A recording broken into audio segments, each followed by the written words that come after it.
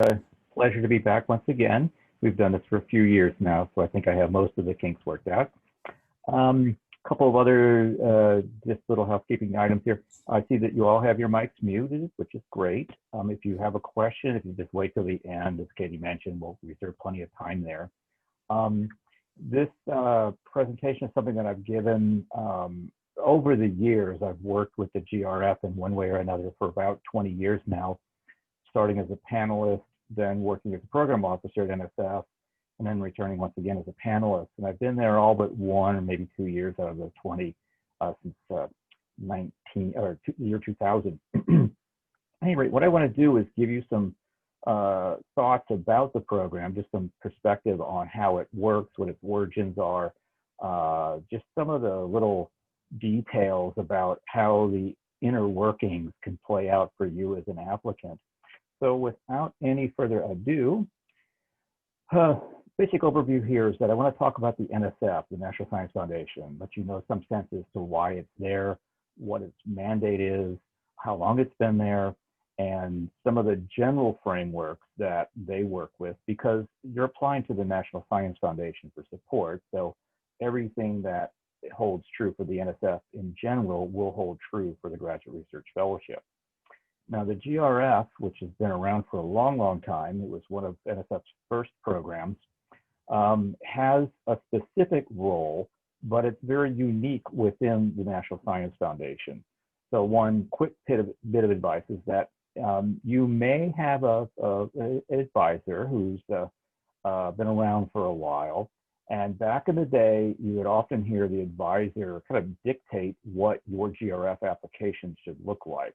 And that's decidedly not what NSF is looking for or has ever looked for. So I'll make a few comments about the relationship between you, the NSF, your advisor, your university, et cetera, et cetera. Now, let's go through some quick comments about benefits and eligibility. There are some details there. As always, read the instructions. The instructions are contained within the solicitation, which by law has to go out I think it's 90 days, 60 or 90 days before the deadline for the program, which are a little earlier this year for some reason. At any rate, then I'll talk about what happens once you send in your application. What are the things that they're looking for that, you know, every NSF proposal or application needs to have, but then some nuances that affect the GRF application. And again, I'll try to kind of pull out little tidbits along the way. You are sending in an application, not a proposal. And I'll make the distinction between those as I get to that part of the talk. Now, the specific review criteria are at one level very general, the two basics, which are broader impacts and intellectual merit, but then specific. And there are a lot of things that would be very valuable or almost expected in a GRF application that may be of less importance in a full NSF proposal, and vice versa. Now, the application format has been relatively stable over the years, and you'll see that the application format is very similar to the application that you would be sending for admission to a graduate program. And there's a reason behind that. In part, you're not duplicating as much work, or you don't have to reformulate things as much. You can use one for the other as appropriate. Then I'll talk to you about some of the details about what happens once you send your application in. What is it that the panelists and the program officers are looking at and looking for when they look at your application, and how they end up scoring individual applications. Again, it's a very unique process within the National Science Foundation. There's a numerical scoring system used for the GRF, which is not used anywhere else at the NSF. Then finally, some final quick comments about award determination and announcement. Every year, there is a huge amount of uncertainty because they make a statement in July or August about how many awards they hope to give, but they won't even have the money conceivably until August 1st because you're in the next fiscal year. But even worse, for almost every year that I've been involved in the program, the federal government has worked on what's called a continuing resolution, or a CR. And what that is, that kind of keeps things fixed until they can figure something out, and they'll allow for a budget to continue for a few months, this continuing resolution. And that makes it very difficult to decide how many awards should be given So the final numbers really aren't determined until perhaps March of the following year when the announcements are made. And even then, they might find pockets of money a little bit later on and award a few more. At any rate, to continue here, the National Science Foundation grew out of World War II and the war effort. There was a tremendous amount of science financed by the war effort. And emerging out of that, there was a desire to keep American science and technology moving forward and maintaining some momentum, in part because of the Cold War, in part because of the need to rebuild economies, and in part just to maintain competitiveness, because we were pretty much ruling things at that point. Now, the Organic Act that led to the creation of the National Science Foundation was in 1950, but the first fully funded year, which because of the calendars and cycles, wasn't for another couple of years, but the specific mandate was to, quote, promote the progress of science to advance the national health, prosperity, and welfare, and to secure the national defense. So you can see the war effort, you can see prosperity and welfare. Now, the national health part was separated in the 50s, and most of our biomedical health-related research, I should just say health-related research, is funded by the National Institutes of Health. This is important for the GRF because, as with almost any other NSF program, if you're doing work that is deemed more appropriate for the NIH to support, then you may end up being disqualified in the eyes of the National Science Foundation. So I'll mention a few quirks on that point, but just to remember that that's one of the most common areas where a GRF application is disqualified. It's because the area of research and training is not in the purview or portfolio of the National Science Foundation.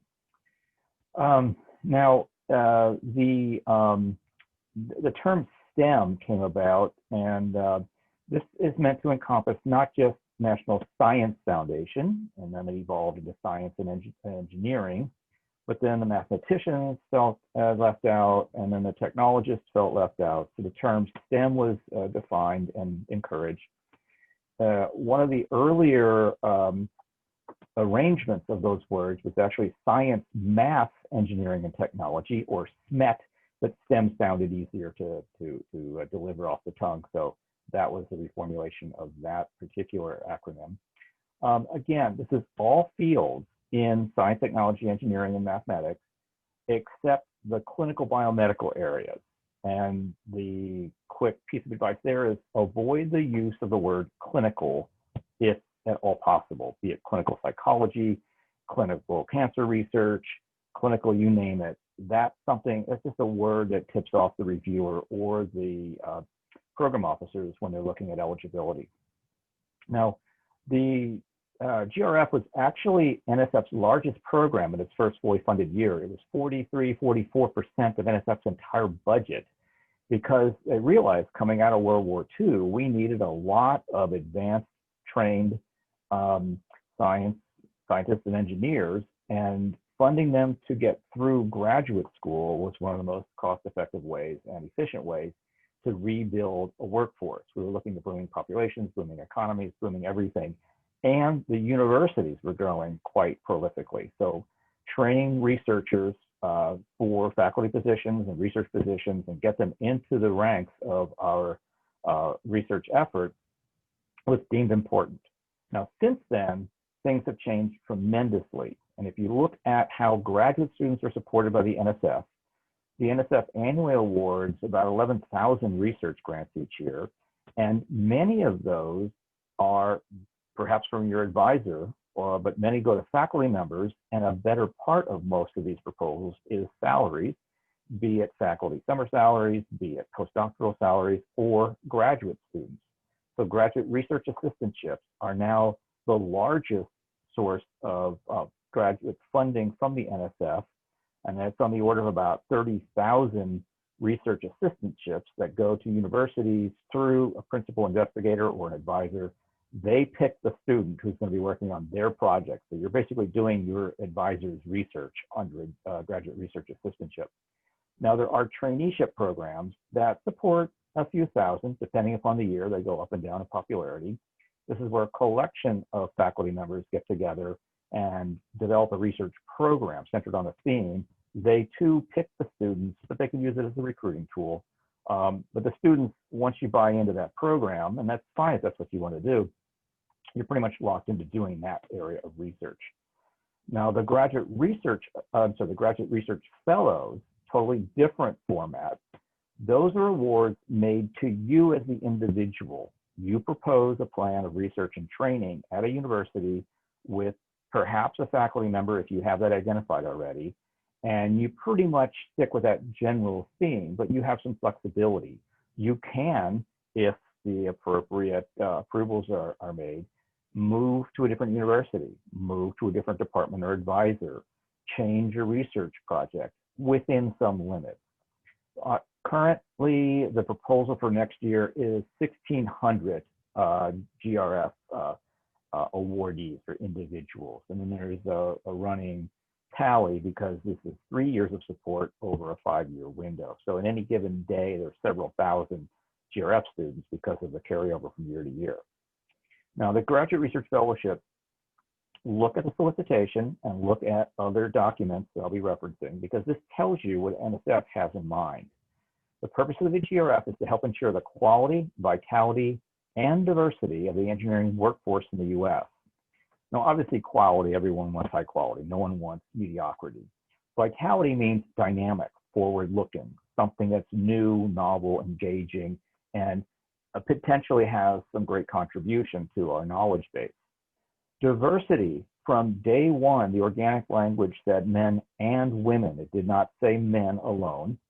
And on that point, I want to say this is the Graduate Research Fellowship, not the Doctoral Research Fellowship. So master's programs are also supported by the GRF, admittedly at a much lower number. More recently, there have been various efforts to improve and increase the diversity, different metrics, different goals, different strategies. But I think if you were to look at the GRF, you would see that there is a concerted effort to improve the representation of all sectors of American society in the scientific workforce by virtue of the GRF program. Now, scientific and engineering workforce, I want to point out the term workforce because ultimately this is funded by Congress, and Congress wants to improve American economic competitiveness, and that means developing a workforce, in this case, scientific and engineering workforce. So they're looking at this as a workforce development program. Sure, it's great for you to go off and do research and think great thoughts and make all kinds of contributions to your field, but at the end of the day, they want to see workforce development and improved economic activity by virtue of the GRF. So a little hint, if you can show anything about how what you're doing adds to soon new entrepreneurial activity or partnership with a corporation or business or anything like that, it doesn't hurt. Those are positives in the eyes of the NSF. It is not a basic research vehicle alone. It is both basic and applied research that can be pursued. Now, again, this is the Graduate Research Fellowship, not just Doctoral Research Fellowship, but you do need to be full-time and research-based. This is a research support program. You need to be doing research and have a plan to continue doing research into the future. If you don't, the reviewer is going to say, well, why should we be supporting you? This is meant to support research and researchers. Now, the model here is 3 years of support over a 5-year window. You have some flexibility in that. You can't do things like take two, currently you cannot take 2 different federal fellowships. It used to be you could and fill in those 2 years in the 5-year window. But the GRF now has come in line with the Department of Defense and other programs that are out there, such that you can only take it in, only take the GRF, and then balance the other years of your graduate study with teaching assistantships or graduate research assistantships or other forms of fellowship, non-federal. Now, in looking at the applicant, the reviewers are going to look at individuals who have demonstrated potential for significant research achievement. A quickie there is that if you have research experience already in terms of research productivity, be it a paper or a poster or something along those lines, that's the kind of thing that says, well, you already have produced, so you have a plan for continuing that. I have higher confidence in your ability to do that. While undergraduate research experience is one of the key indicators of success and potential for success, it isn't an absolute, but it's a lot easier to get a high ranking if you have some research productivity already. So you need to be in the game to some significant degree. Otherwise, they're going to say, well, I just don't know. There's no real record here. It's a great idea. You have good grades. They do not look at GRE scores anymore. Your letters are wonderful. You have your graduate advisor. It all looks great, but all other things being equal, the applicant with some undergraduate research experience will have the nod. Now, NSF specifically encourages women, members of underrepresented minorities, persons with disabilities, veterans, and undergraduate seniors to apply. This is meant to be early career and inclusive. There have been some very explicit programs to support diversity. In the past, there was a parallel minority graduate research program, but that was challenged in court and folded into the GRF, but some mechanisms to continue support with some recognition of the particular challenges or the need for better representation or the need for more balanced support across the country. Those continue in a variety of ways. I'll make a few comments as I continue on those fronts. Now, again, read the program solicitation carefully. This has the specific rules and regulations. It's the closest thing to a contract that you'll have with the National Science Foundation. If you're awarded, well, if you apply and you meet all the criteria in the application, you will get a review. If you're awarded, then through the specific mechanisms they describe, you'll have the support for the 3 years. So it's 3 years of support over a 5-year period. The current annual stipend is $34,000. This is the cost of living allowance to the student. It's given to the university to be dispersed to you as a student, but the university doesn't take a cut out of that portion at all. What are NSF awards goes fully to the student. Now, different schools would do things like with tax withholdings and the like, but you have to work with your school on that one. Now, the school does get a tuition allowance, $12,000 currently. Obviously, that's much less than Georgetown's tuition, but the university is obliged to cover the difference between what NSF gives them and what you are being charged for tuition. So you should be tuition free in those 3 years of support. And again, they currently estimate 1,600 awards. Now, the eligibility criteria, again, read the solicitation. They want to see early career students, and they've actually trimmed back significantly over the past few years. It used to be you can apply while you were a student, after you graduated with your undergraduate degree, in your first year of graduate school, and in your second year of graduate school. And there was no limit on the number of times that you could be applying between undergraduate and graduate years. And there currently still is no limit, but there are limits once you start graduate study.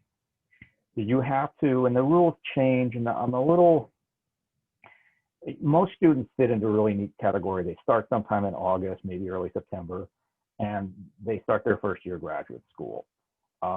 Once the clock starts the next year, you're in your second year of graduate school. Currently, you can apply in either of those 2 cycles, but not both. The problems are when someone starts in the summer or part-time and some things like that, and then you're going to have to go to NSF for specific eligibility calls if you fall into one of those unusual categories. But if you're a senior and you intend to graduate by next June, you apply now, and that's fine. That qualifies as your senior year application. If you stick around in the workforce for a while before starting graduate school, you can continue applying in those years.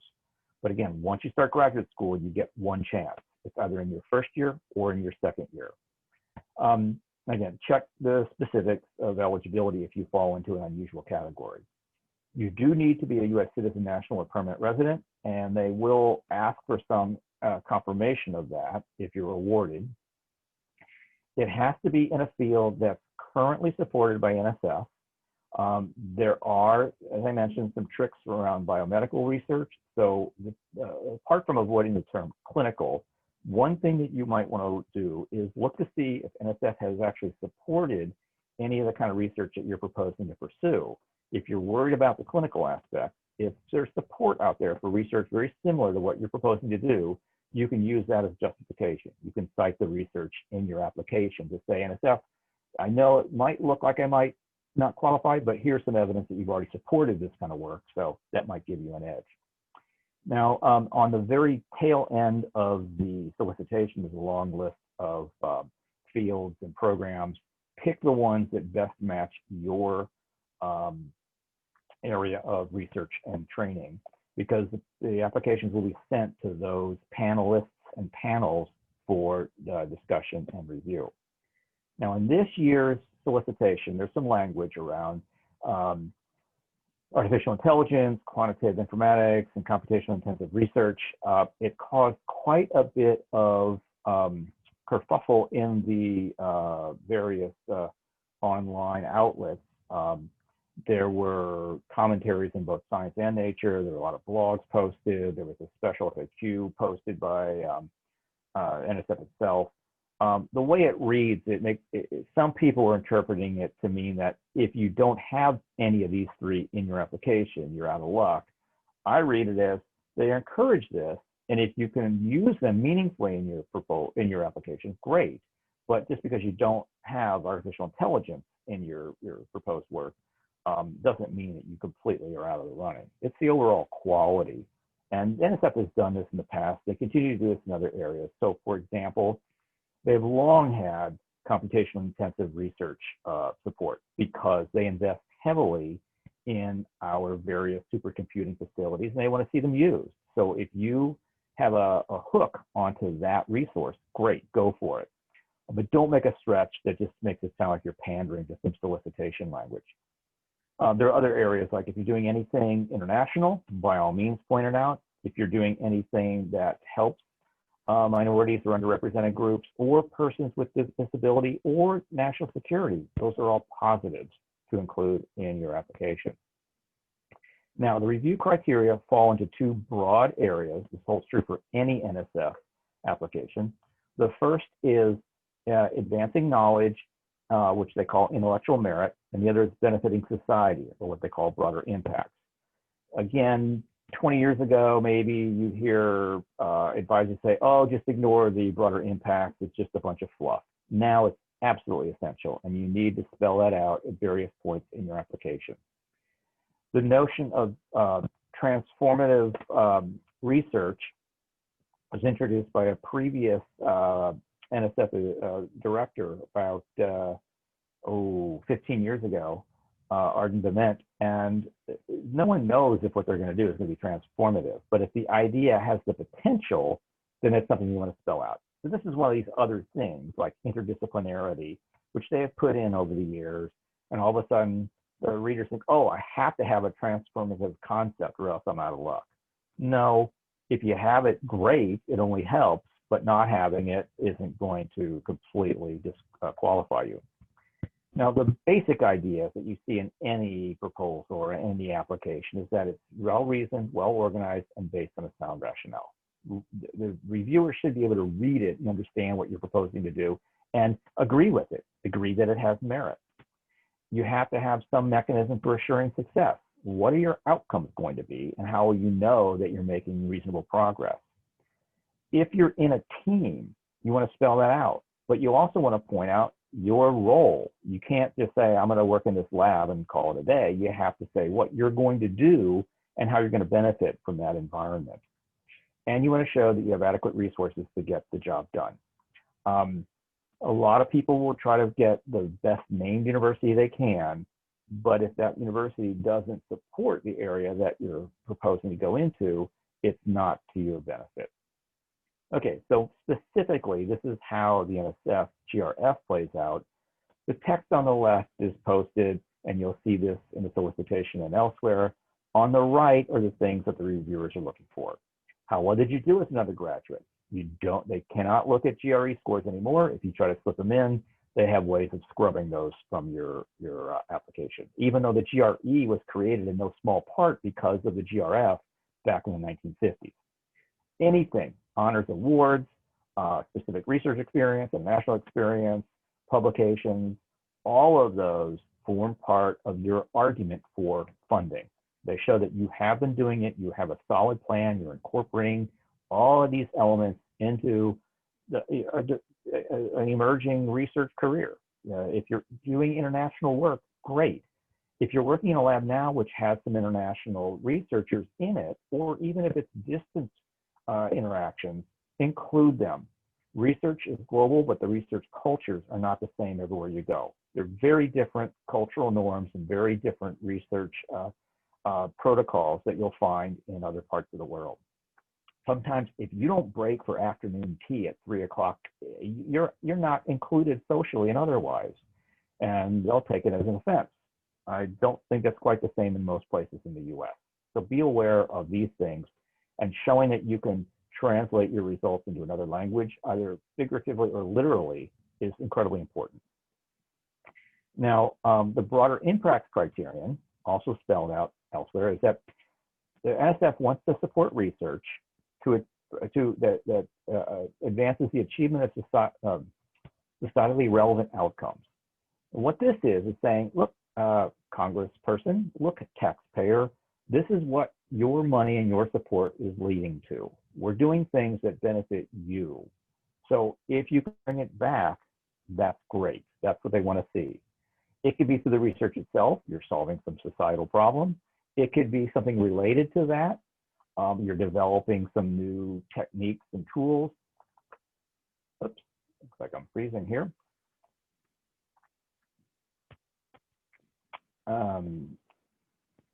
Katie, can you, it looks like I froze, my camera froze on me. Can you still hear me, see me? Yes, I can still hear you. Okay, well, my camera's froze, but I'll keep going with the slides. Okay, so again, NSF wants to support the full participation of women, persons with disabilities, and minorities. The NSF wants to support any kind of educator development. So STEM education research is supported. They want to see partnerships with academia and industry. They want to see improved national security, and they want to see improved economic competitiveness. You don't have to have all of these, but if you have them, it can only help. All right, now, go forward here. This, again, is what's happening with the broader impact criterion for GRF purposes. On the left is the text from the solicitation and some of the background materials, and on the right are specifics that you'll see the reviewers look at. It's very important that you show that you're not coming to the various components of broader impacts recently, but rather you have a bit of a track record. If you say, oh, I'm going to take my research and develop a bunch of K through 12 teaching modules, that's great. But if you've never done that before, how will the reviewer know that you have that potential? If your university has a structured program to encourage that and help you with it, great, make use of it. But showing some individuality and some creativity and novelty and initiative on your part can only help. Community outreach, impact on society and connectivity, all of those are important. Have a plan, how you're going to continue this. Your life doesn't stop at the end of the GRF. Your research career, hopefully, is just getting started. Show how you'll parlay this support into a long-term contribution. Show your individual experiences in the past. Show how you've been able to connect research and education.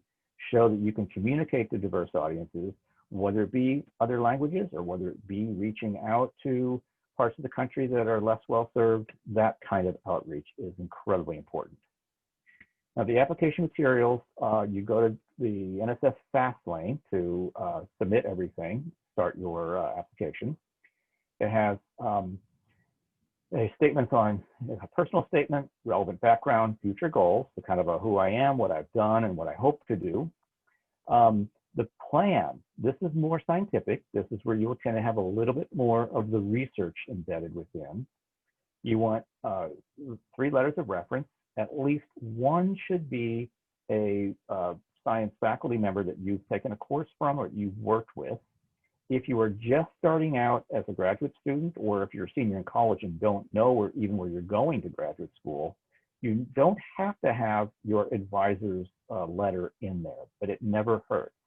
You need people who can talk about your accomplishments to date and your potential for future achievement. Try to avoid picking names just because they have a name. They need to be people who know you and have credibility. You upload your transcripts, avoid the GRE scores, they're not even accepted. And whenever there's a question, go to the NSF Proposal and Awards Policies and Procedures Guide. It's a big, long document, but it answers almost every question that you might have. Now, the personal statement, 3 pages. You provide a narrative to the reviewers. Tell your story. What is your motivation, your preparation, your potential? Give them the confidence that you know what you're asking to get into and that you can contribute to this field. Show these soft skills, leadership, creativity, all kinds of things that are just part of the process. Science is a team effort. Show that you can work well in teams, but that you can also work on your own. Show that you have communication skills, all of that. Bring out some unique characteristics, but avoid arrogance. There are some statements that'll just turn the reader off right from the beginning. We all know you're smart. You don't really have to be arrogant about it. Now, you really want to show how this will assist you with your career goals. This is a point in your career development. Again, go back to that workforce comment. Where you're getting things solidified. You're really making your mark. This is a time where you can use that support to really move forward. If you had that support, you wouldn't have to teach, you wouldn't have to work for someone else, that's true. But you want to show that this allows you to really develop your own career, but also make contributions to science in general. So this allows the reader to see what makes you tick and to build out the broader impact criterion requirements. How will you contribute to science and society? Now, the relevant background, you want to emphasize what you have done that's relevant, obviously. So any research, even if it's not in that field that you're proposing to get into, is helpful. We might learn new insights by seeing how another discipline addresses problems or approaches science. Now, anything that you have with science as a process, from formulating a hypothesis and testing it, designing experiments, managing data, interpreting results, and especially dissemination of your findings, whether it be a poster or presentation or a published paper.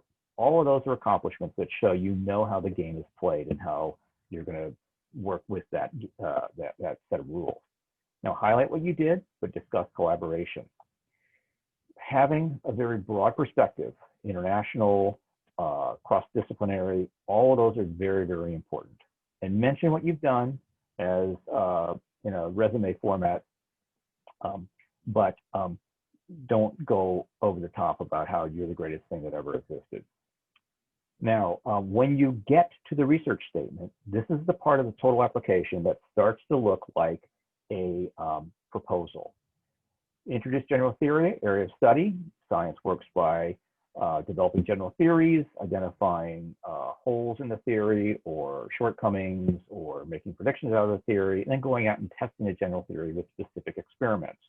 Does the experiment rather support or not support the general theory? And so you're cycling back, leading to the next round of experiments. You can put some references in there, and fortunately there are some ways of dealing with this now in line that you don't have to waste a lot of space to show that you really know the literature of the field. The panelists are experts in the general field, so they may be organic chemists, but they may not know the specific area of organic chemistry that you're looking to get into. So use appropriate terms, but avoid jargon that only a few people would know. Talk about your motivation. Mention the school if you're a senior and you want to go to a graduate school but don't quite know which one yet. Mention plausible options. You're not obliged to go to that institution if you are awarded, but having a plan that seems plausible and reasonable is appropriate.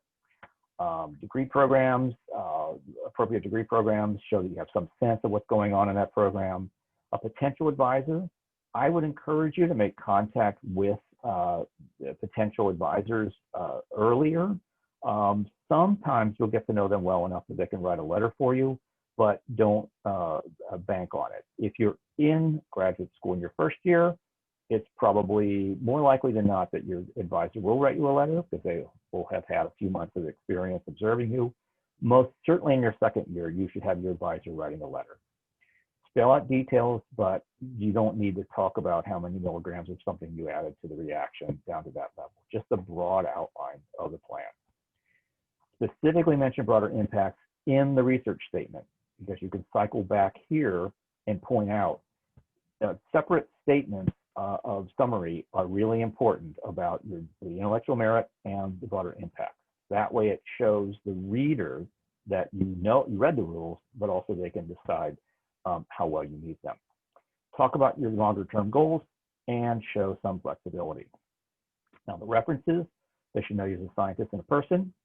They will be asked to compare you with other fellows that they have known, commenting on these general qualities. They will have to mention their role in assisting you with the application because, as I mentioned, back in the day, the advisor would often just give text right out of their funded proposals and say, here, include this in your GRF application. They will check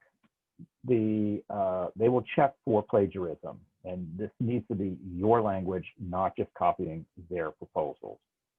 Give them time, but you'll have a way of tracking them using Fastlane. Okay, now applications are sent in. They're mostly due October, November. They're organized. They're sent to panelists. It's all online right now. Each panelist gets the application as well as a review sheet online. They'll use both the traditional NSF categorical rankings of poor, fair, good, very good, and excellent, but they will also be asked to give a numerical score. There's a calibration exercise that all panelists go through beforehand, but also while they're reviewing. The typical range is 1 to 50, with 50 being the highest. The numerical scores are unique to the GRF. There's no other program at the National Science Foundation that uses these scores. Depending upon the year, 2 or 3 panelists will see each application, and then depending if the application reaches a certain cutoff and it warrants additional review, it'll be sent to another panelist. Now, the panelists will be obliged to comment on both the intellectual merit and the broader impacts, and those will come back to you as comments. So make certain that you hit both of those marks, broader impact and intellectual merit. Now, the review is normalized by a Z-score approach. So each reviewer gives their scores to all of the applications in their pile. The first applications seen by the reviewers are those who are seniors in college, then first-year graduate students, and then second-year graduate students. So the expectations are higher each round.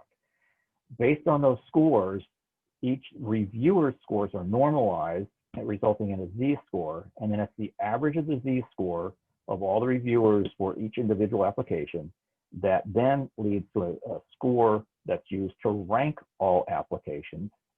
And the applications then are vetted, and if there's anybody has any real big issues with them, they're reevaluated. But for the most part, raw ranking drives award determination.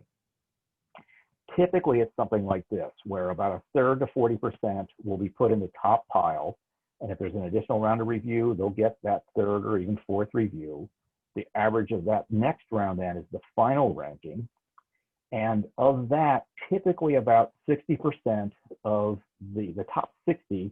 So if you have 100 applications in the pile and they decide, okay, we have enough to support 20 fellows in this case, what they'll do is they'll take the top 12 or so and say, okay, they get one. Then the next perhaps 16 or 18 are put into the pile, and various other criteria are applied, such as representation issues. So one of the rules of thumb is that NSF awards, gives awards, fellowship awards, to women and to underrepresented minorities in proportions no lower than that seen in the application, the overall application pool. So if half of the applications are for women, then at least half the awards go to women. Likewise with underrepresented minorities, persons with disabilities, and a few other variables. There's some other nuances such as geographic origin, but NSF takes that other 40%, applies the other 40% of awards to a group that's in this top overall ranking. It's the top third or so of all applications coming in. So the very top of that get an award, in the middle, some get an award, and at the bottom of that, they get honorable mention. And honorable mention is nothing trivial. It doesn't carry financial awards, but it is something that people will put on their resume. Now, usually late March or April, the awards are announced. This past year, what happened was that in January or February, usually there's an online panel. So after the reviewers have given their numerical scores, the online panel reviews things to make certain that everybody's okay with the rankings. Then NSF takes another month or so to figure out how much money they have, and then they announce who's getting an award. Now, this is all listed on Fastlane. You could ask that you not be listed there, but you'll be getting a notice that you have the award. Now, year to year, success rates across disciplines are not always equal. There was an attempt to equilibrate things so that success rates in typically the social sciences have lower success rates than the hard sciences, simply because of the large number of applicants who go to those programs. But they've tried to make it more equilibrated over the years, but in some years there'll be a big push for mathematicians or engineers or something, and the money now flows through the research directorates into the program, so the research directorates have a voice in how many awards are given. Okay, now I will wrap it up with that, but a few final comments. Note that NSF is the entity that's managing all of this. On their website, you'll see the description, the solicitation, and links. Go to that top website. There is a bunch of FAQs that have been posted this year because of some supposed rule changes. So go there if you have questions. When you submit the application, you're going to the Fastlane portion of NSF where there's a specific GRF portal. Make use of that. However, if you have questions and you pose them to the help desk, it's actually a third-party organization that's contracted to handle a lot of the application management, panel organization, and applicant inquiries. So that nsfgrfp.org is a third-party entity that's handling all of this. They can answer most of the questions, but they will punt it back to the program office at NSF if there's any question. They manage the help number and the help email as indicated here. And then finally, if you want to see what the program as they present it to the higher ups is being evaluated on, there was a program evaluation published in 2014. It had actually started about 5 years earlier. And it gives you a sense of the things that they're looking for long-term with regard to quality of outcome. So with that, I will wrap it up and turn it over to you, Katie, for your comments and field questions.